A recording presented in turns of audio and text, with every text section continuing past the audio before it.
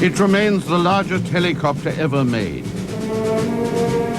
Able to lift 40 tons of Soviet-made weaponry, the Mi-12 was more than twice as strong as any helicopter in the West. At the time, it was seen as a technological marvel, but was it practical or merely propaganda?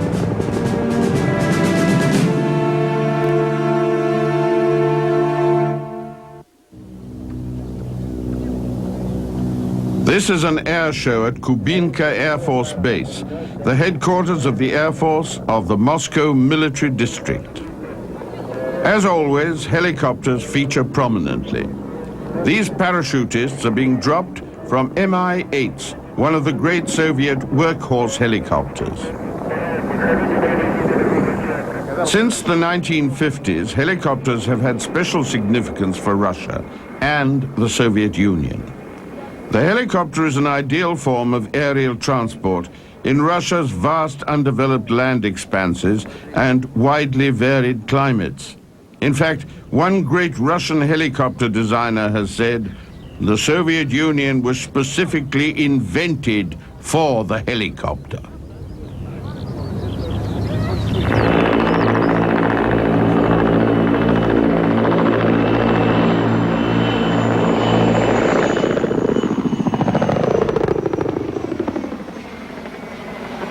This special affinity with a helicopter has led to an approach to its design quite different from that of the West, and it has led to a high level of skill among helicopter pilots.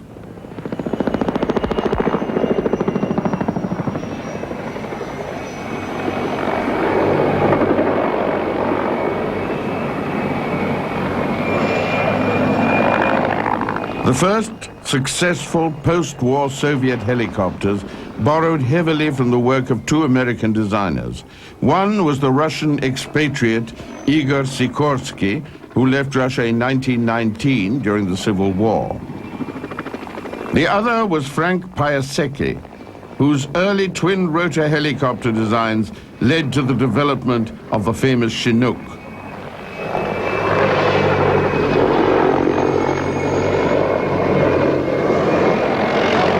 But the Soviet Union's period as an imitator of American helicopters did not last long. It set out upon a path of evolution that has made its helicopters unique in world aviation.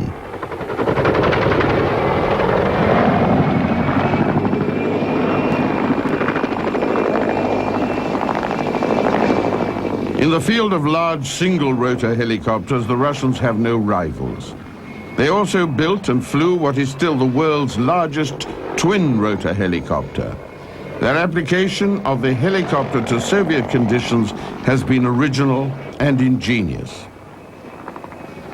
And Soviet helicopter development started much earlier than most Westerners imagined. This is film never before seen in the West. It was shot in Moscow between 1930 and 1933, when Tsargi, the Central Bureau of Aero and Hydrodynamics, developed one of the world's first flyable and controllable helicopters. Russian helicopter development actually began much earlier, before the First World War. Igor Sikorsky and B.N. Yuriev experimented with helicopter design.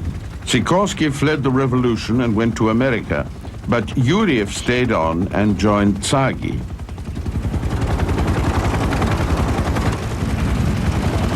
In the late 20s, there was a major Soviet experiment with autogyros, but the really important development was this one. It was the Tsargi 1EA, the first Soviet helicopter to achieve true flight. The design was begun by Yuriev in 1928, but he left Tsargi in 1930, and it was taken over by his associate, G.K. Sabinin.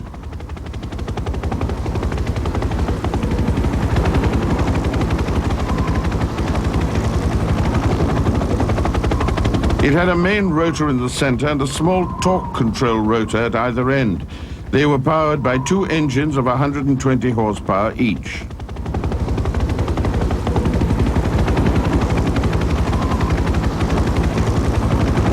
It was difficult to control and vibrated badly on takeoff.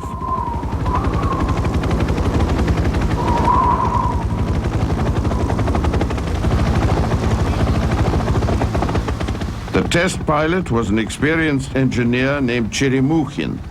His only previous experience in helicopter flight was on a rotor test rig at Tsagi.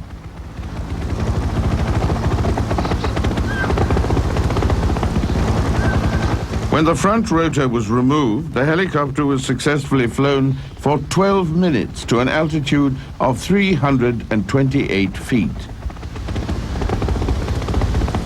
In June 1932, it crashed, but it was repaired, and the following August it reached almost 2,000 feet before Cheremukhin lost control. In 1935, Stalin arrested a group of leading helicopter designers and engineers. He did more damage to Soviet helicopter development than any test flight crash. In 1944, Alexander Yakovlev became involved in helicopter design. By that time, the leading Soviet helicopter designer was Ivan Bratukhin. But Yakovlev's first helicopter was reasonably successful. It had two coaxial rotors, a system used very successfully by another designer, N.I. Kamov. Yakovlev's second design, the Yak-100, was virtually identical to an American helicopter, the Sikorsky S-51. It flew in 1948 in competition with the designs of two rivals, N.I. Kamov and Mikhail Mil. In spite of good test results, the Yak-100 was not accepted for production. Mil's M1 was adopted instead. Yakovlev's main contribution to the Soviet helicopter was the Yak-24. Design work began in 1953 and was obviously influenced by the twin-rotor helicopters of the American pioneer Frank Piasecki. At the time it made its public debut in 1955, it was the largest helicopter of its type in the world. It established several load records. On this flight, it lifted a 4-ton cargo of sandbags to an altitude of 6,500 feet.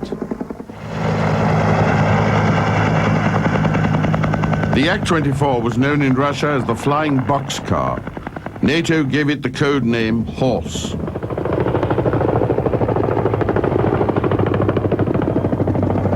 The two Shvetsov radial engines were mounted in the front and rear of the helicopter. The flight engineer had access to them for inspection while the helicopter was in the air. The Yakovlev Flying Boxcar was one of the major Soviet military vehicles of the 1950s. There was also a civil version that could carry 30 passengers. But Yakovlev's bureau was not destined to become a major designer of helicopters. It was overshadowed by the Mil Bureau, which was to become the colossus of Soviet helicopter development. Mikhail Mil started work on helicopter design with Tsagi in 1920. After the Great Patriotic War, he was made chief of a design team with the task of producing a general communications helicopter.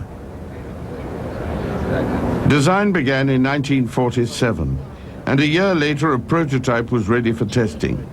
There was a crash on the first flight, but two more prototypes were ready, and from that point on the program was highly successful. The Mi-1 was the first of what was to become a great Soviet helicopter dynasty.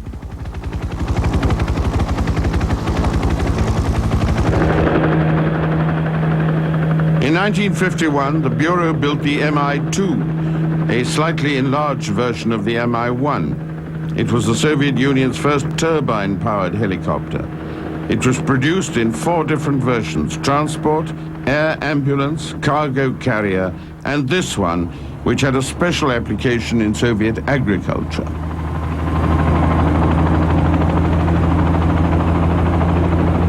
The agricultural version was particularly useful in the parts of the Soviet Union that were frozen in winter. Soviet agricultural theory promoted the advantages of early spring fertilization. But in early spring, ground in the Soviet Union can be very soft, unable to support tractors and heavy agricultural equipment.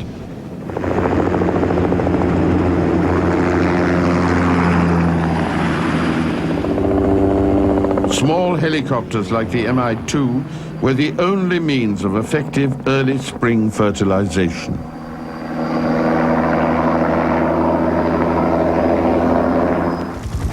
The system worked. Soviet agricultural surveys showed that early spring fertilization increased harvest by 25%.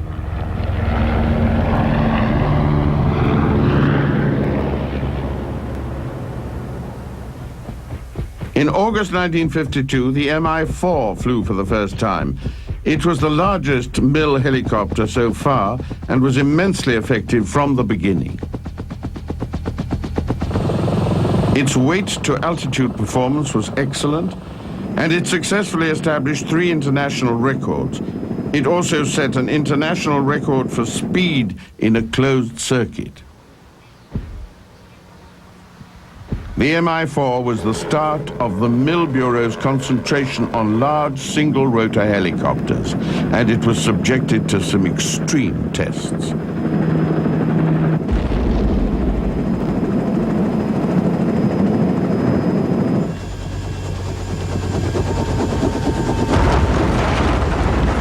For a single-rotor helicopter of the time, it could lift very heavy loads, 14 fully equipped troops or a Soviet command truck. NATO called the Army version the Hound A, but it had many other roles beside the military.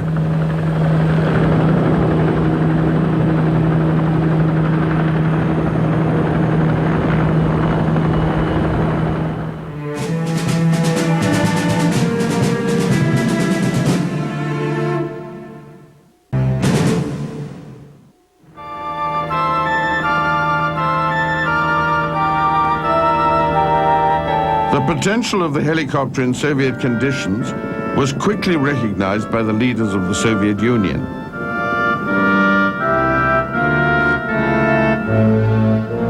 Helicopters could reach places within Soviet borders that had previously been inaccessible to everything but ships. In winter, some of these places had not been accessible at all.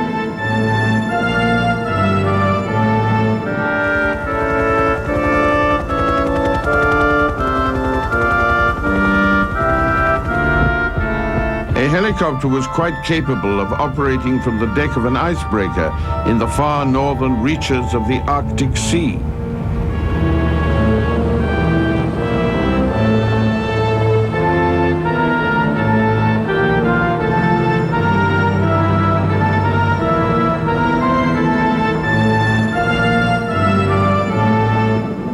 It was a challenge to the Soviet helicopter industry to design and build machines that could operate effectively in these extreme conditions.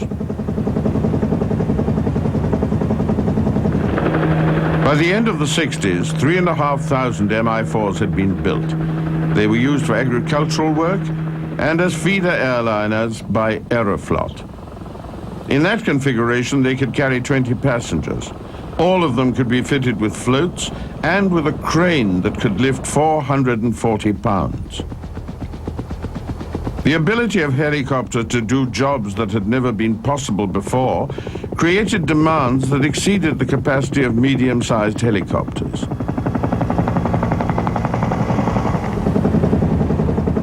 The Mi-4 was a large helicopter for its day.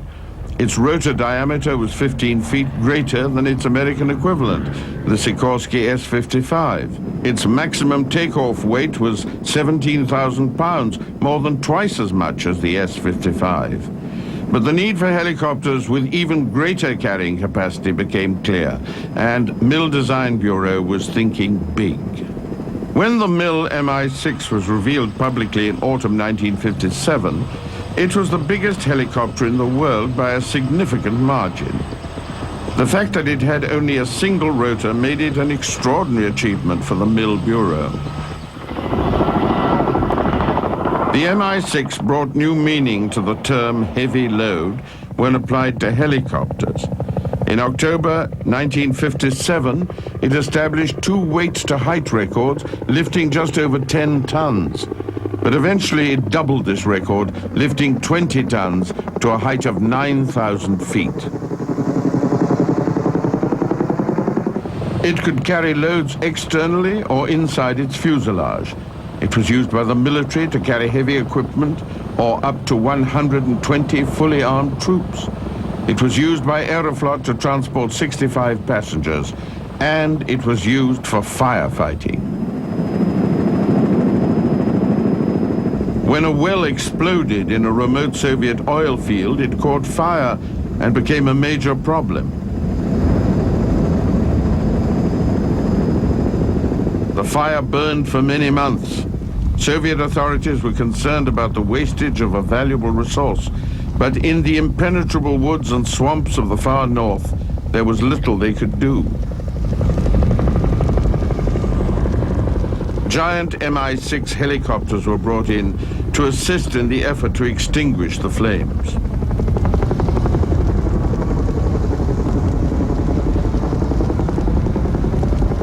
It was extremely difficult. A new derrick had to be set up. Then diagonal holes had to be drilled down to the main gas line and a heavy concrete mixture poured in to put an end to the fire. The Mi-6s carried in all the heavy equipment necessary to do the job.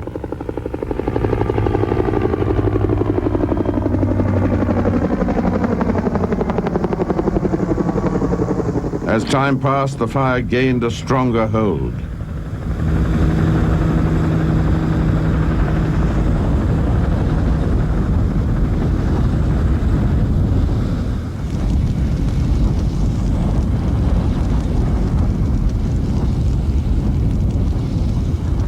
When the Mi-6s finished their work, the holes were drilled and the concrete mixture pumped in.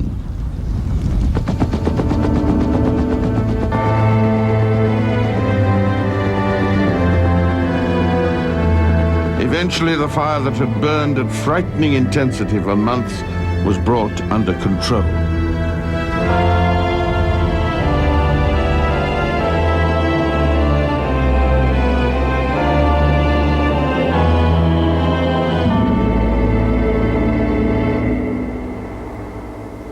In the Mill Bureau's evolution of giants, the Mi-7 was something of an aberration. It was a tiny helicopter powered by ramjets on the tips of the rotors.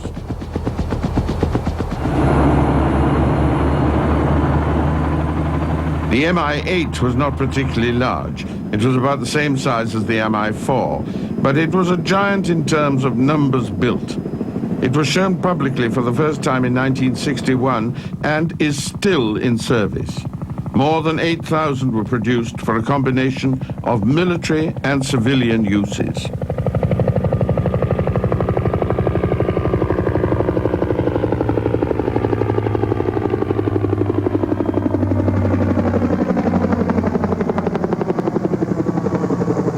Its prime military purpose was to set down assault troops, equipment or supplies behind the enemy lines. Specialized versions were developed for electronic warfare. But it also had major applications in construction and industry. It could carry 6,600 pounds of cargo on an external sling. Its extremely sophisticated autopilot gave it yaw, roll, and pitch stabilization under any flight conditions. It also stabilized altitude in level flight or hover and could maintain a preset flying speed. The Mi-8 is a classic Soviet helicopter, tough, able to lift great payloads for its size, and equally useful for military and civilian application. The complete Mi-10 flying crane made its first flight in 1960 and its first public appearance a year later.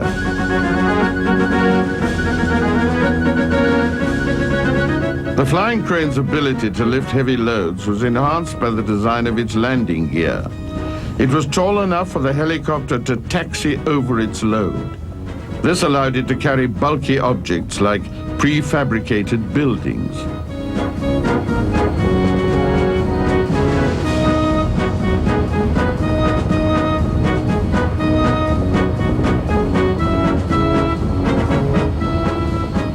It also had a system of interchangeable wheeled cargo platforms to support the load.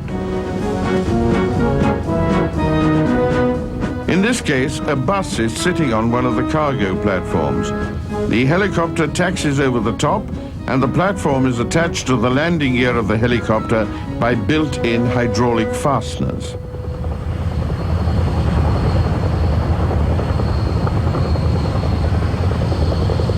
These fasteners clamp the load and then raise it underneath the helicopter until it is supported rigidly.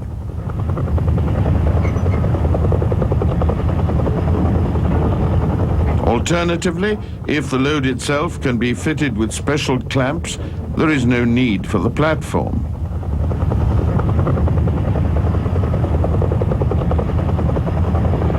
The platform could carry a payload of about 12 tons. The main cabin inside the helicopter could carry 28 passengers or freight. Even with the platform attached to the helicopter, unloading a vehicle was extremely simple. A ramp was attached to the front of the platform and the vehicle was able to drive away. There was no need for the platform to be detached from the helicopter.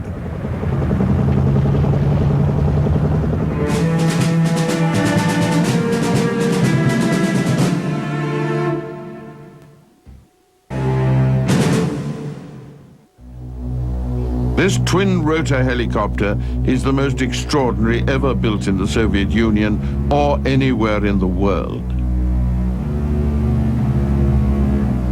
It's the Mi-12, the world's largest helicopter. The Mi-6 and the Mi-10 were, by Western standards, giants. The fact that they used only a single rotor made them even more remarkable. In effect, the Mi-12 was virtually two Mi-10s slung side by side. The design took two pairs of Mi-10K engines and mounted them at the ends of the wingtips on either side of a fat fuselage. Each pair of engines powered an Mi-10 rotor 114 feet in diameter. You can get an idea of the size of this giant by comparison with the 70-foot wingspan SB-2 bomber of the 1930s.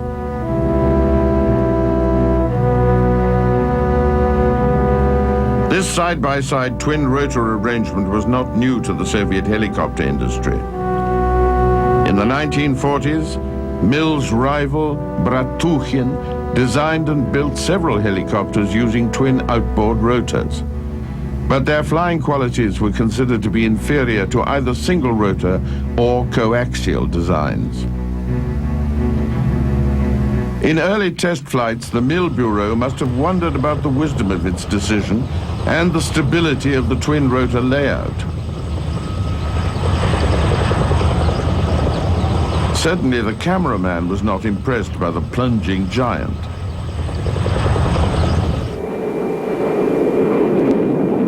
The Mi-12 was a contemporary of the giant AN-22 Antheus transport aircraft. In fact, it was seen as the AN-22's vertical takeoff equivalent. The vast fuselage had two flight decks.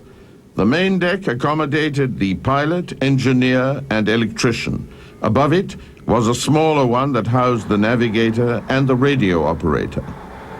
The cargo hold had rear doors to allow access to vehicles or other heavy loads.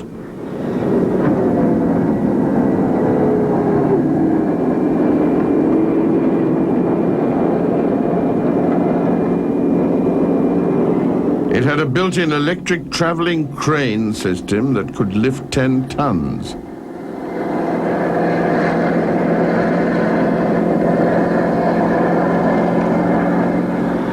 Inside the hold, there were 50 fold-down seats around the walls for crew accompanying the cargo.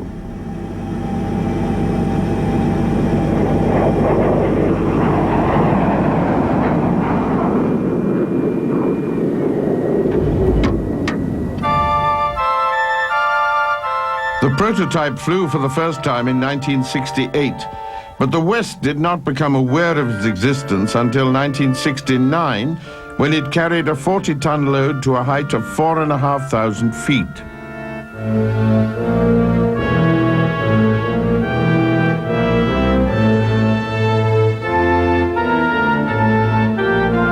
The Mi-12's major safety measure was a series of cross shafts in the wings which interconnected the four engines. If one engine failed, both rotors would still operate and the helicopter would stay in the air. It was designed to work even if a pair of engines on one side of the aircraft failed. In 1971, a development version of the Mi-12 visited the Paris Air Show, where it raised the eyebrows of Western helicopter manufacturers.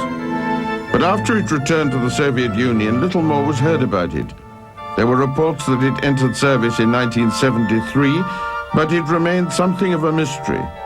In fact, the Mi-12 project had been cancelled. The Mi-12 failed to fulfill the hopes of its designers. The reputation of the Mill Bureau continued to grow, but it was based on the evolution of its single-rotor designs rather than this twin-rotor giant.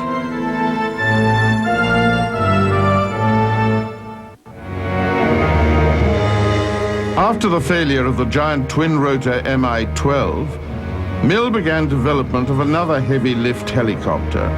This time, they reverted to single rotors, but with a difference. The Soviet Union was well in front of the West in giant single-rotor technology. The components of this new helicopter were radically larger than anything comparable in the West.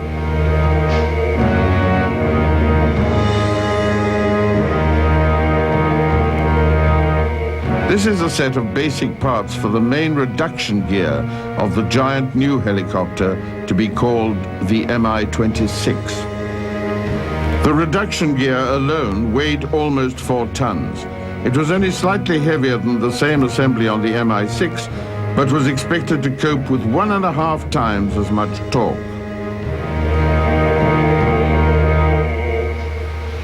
It was exhaustively tested on a closed-circuit bench.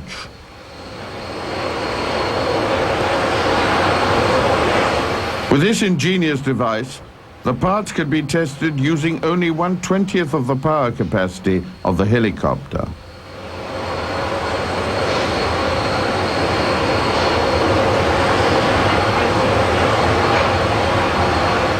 The engines planned for the Mi-26 were 2 Lotarev turbo shafts. They were much more powerful than those in the Mi-6, 8,500 horsepower each. They would be coupled to drive the single rotor through this system of reduction gears.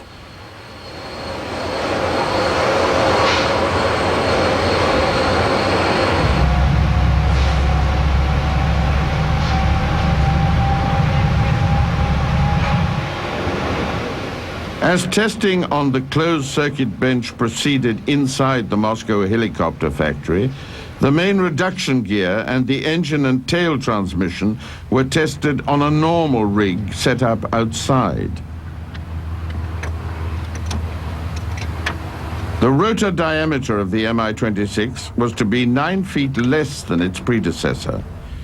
Mill was depending on increased rotor efficiency to give the greater lifting power they were expecting from this new helicopter. But at this stage, the new rotor was not available for testing. The main blades of an Mi-6 rotor were shortened and installed on the test rig. Aerodynamic brakes were added to the blades. Eventually, the new Mi-26 blades became available for testing.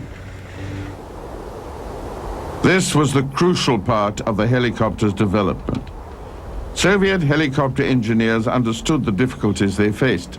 They have a joke which says that any other problem in aviation can easily be placed on the tip of a helicopter's blade.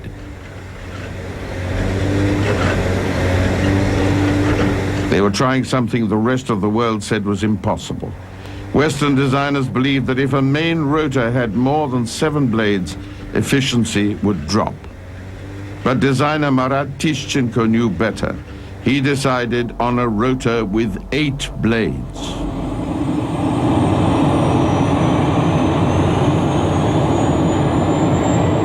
At this stage, construction of the fuselage of the giant Mi-26 was not complete, so the rotor was installed on an Mi-6 test bed. The Moscow helicopter factory also used another Mi-6 for tail rotor testing.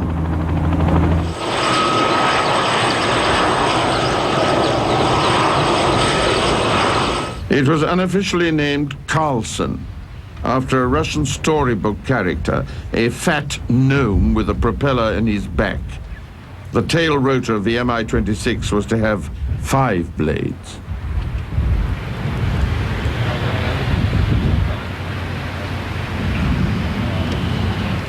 The main reduction gear of the Carlson was modified to deliver the equivalent of 8,000 horsepower to the small rotor, eliminating the need for a special test rig.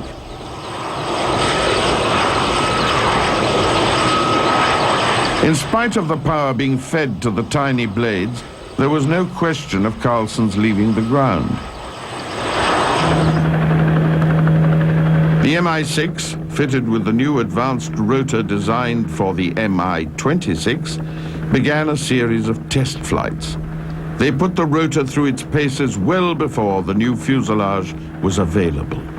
It was tested over the new helicopter's range of operation at maximum speed and maximum cargo weight. The general design calculations for the new rotor were confirmed before the complete helicopter was available. The new design was found to be much more efficient than the old Mi-6 rotor.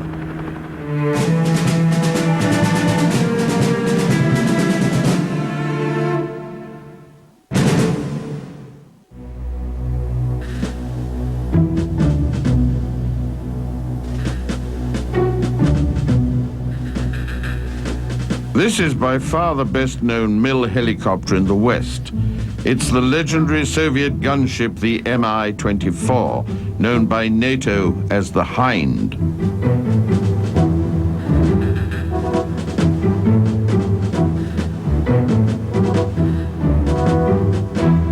Originally, the Mi-24 was designed as a troop carrier. Its purpose was to deliver 8 fully equipped assault troops into the battlefield.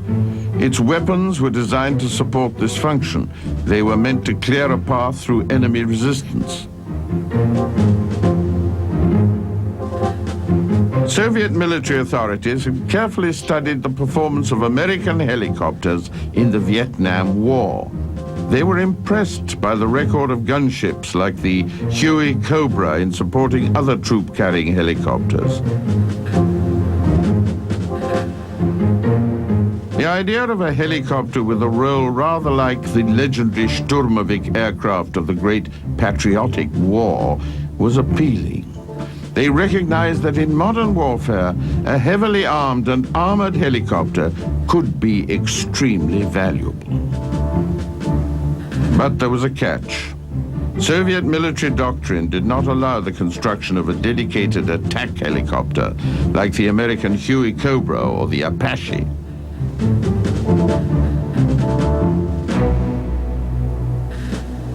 Heavy armament and armor had to be combined with the ability to carry troops. This meant that the Hind had to be large, much larger than any of the gunship helicopters operated by the United States, France, or Britain.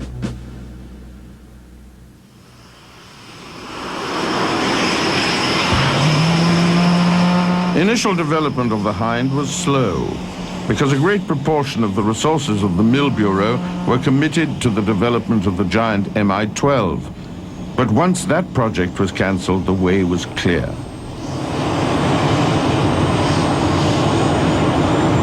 In designing the Mi-24, Mil utilized features of many of its proven designs. It had small stub wings like the removable ones on the Mi-6, They would provide lift at high speed and be able to carry weapons. Its retractable landing gear was developed at the same time as that of the Mi-14 amphibious helicopter. They were the first mill designs without fixed landing gear.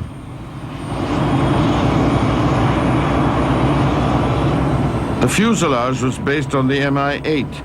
It was a conventional all-metal pod and boom.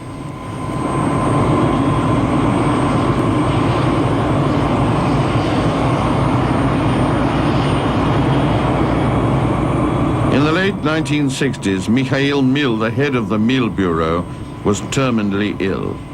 He had cancer. The Mi-24 project was placed in the hands of Marat Tishchenko. Early test versions had excellent agility and all-round performance.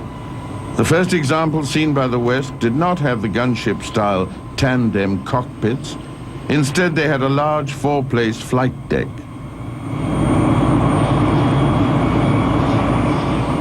The tandem cockpit version was not seen in the West until 1975.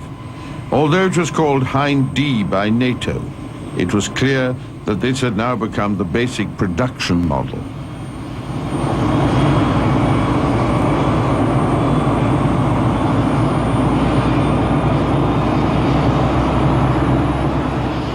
In the Hind D, the weapons system operator sits in front with the pilot behind and at a higher level. The weapons system itself is comprehensive and sophisticated, with a 12.7mm cannon in the nose turret and rockets and anti-tank missiles mounted on the stub wings. It uses radar and laser guidance systems.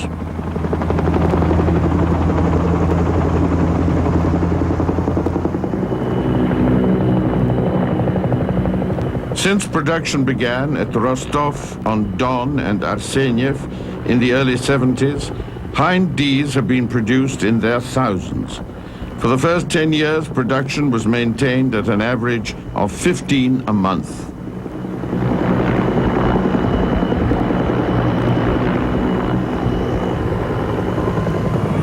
From the start, the operational qualities of the Hind were excellent, and they quickly became very popular with crews. Most Soviet helicopters up to that time required considerable physical effort to fly. The Hind was different. For a large helicopter, it was extremely agile, and its fighter-like handling was accompanied by unusually light control forces.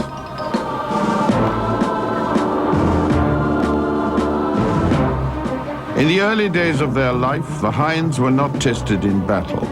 Their performance in large-scale military exercises was excellent. Eventually, in the Soviet war with Afghanistan, their reputation as a combat helicopter was confirmed.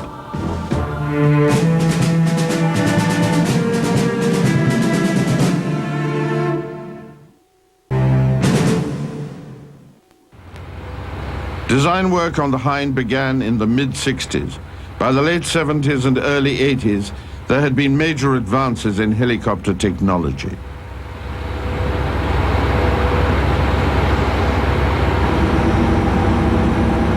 New composite materials, light and strong, could take the place of much of the traditional metal structure, particularly in rotor blades. At the Mill Design Bureau, a great deal of effort was directed towards developing systems to test these new materials. There's a bench test for every part that needs to be subjected to the forces it will experience in sustained flight. Main and tail rotor blades are tested, and so are air intakes, tail booms, and fins.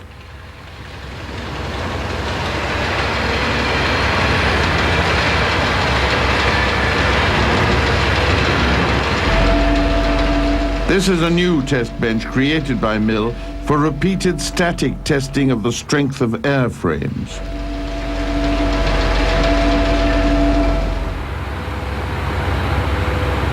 The airframe of a new Mi-34 is being subjected to a series of drop tests.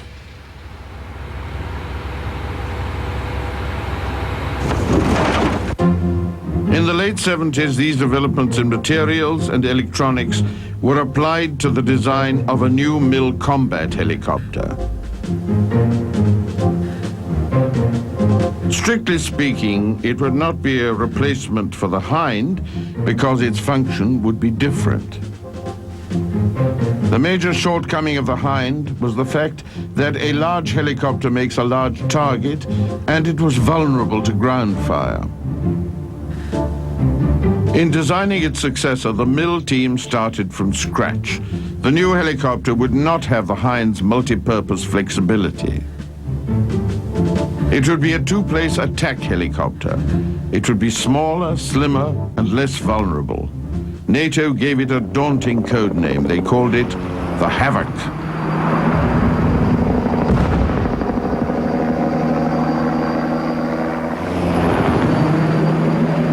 The #1 prototype of the Havoc flew for the first time in 1982.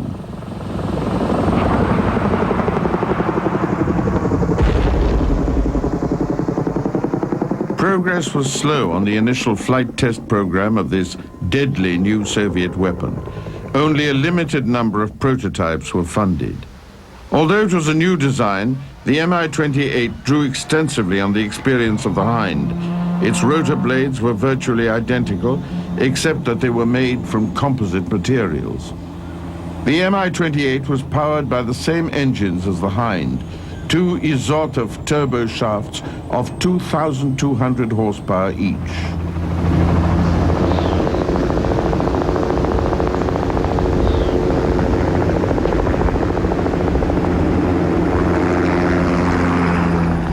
The Havoc is smaller than the Hind, but it's still a large helicopter.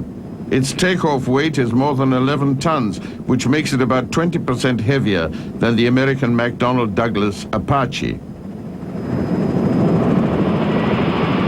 It is maneuverable, capable of performing a full loop.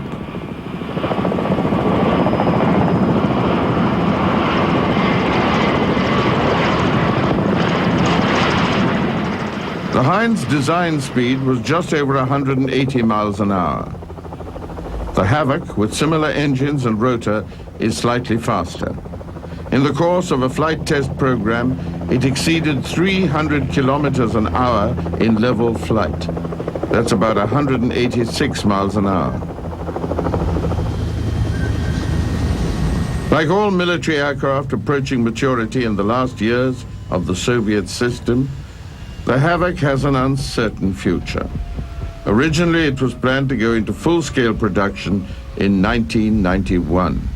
Those plans were delayed by the collapse of the Soviet system and of the Russian economy. The MIL Bureau